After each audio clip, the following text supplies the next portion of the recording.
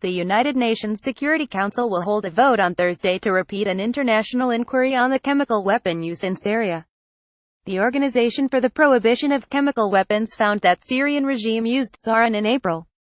Smoke rises from buildings following a reported strike on a rebel-held area of the Jobar district, east of the Syrian capital on November 11. AFP. The United Nations Security Council is due to vote on Thursday on rival U.S. and Russian bids to renew an international inquiry into chemical weapons attacks in Syria, diplomats said, a move that could trigger Russia's 10th veto to block action on Syria.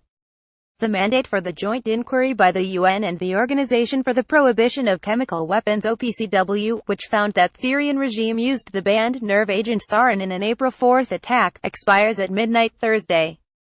The United States was first to ask for a vote on its draft resolution, followed quickly by Russia. A resolution needs 9 votes in favor and no vetoes by the United States, France, Russia, Britain or China to be adopted. Diplomats say there is little support among the 15-member council for the Russian draft, which Russian UN Ambassador Vasily Nebenzia has said aims to correct systemic errors of the inquiry, known as the Joint Investigative Mechanism (JIM). Russia has vetoed 9 resolutions on Syria since the conflict started in 2011, including blocking an initial U.S. bid on October 24 to renew the JIM, saying it wanted to wait for the release 2 days later of the inquiry's report that blamed a sarin gas attack on the Syrian regime. The United States hopes the Security Council will stand united in the face of chemical weapons use against civilians and extend the work of this critical group, the U.S. mission to the United Nations said in a statement on Wednesday.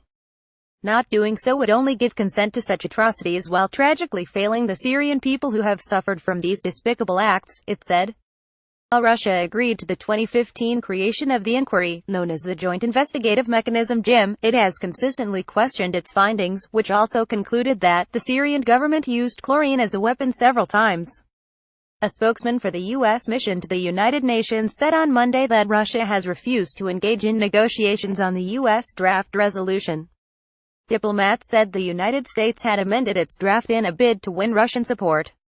British UN Ambassador Matthew Rycroft warned on Wednesday that if the inquiry ended, the only victors would be people who want to use chemical weapons in Syria, which is the Assad regime plus Daesh.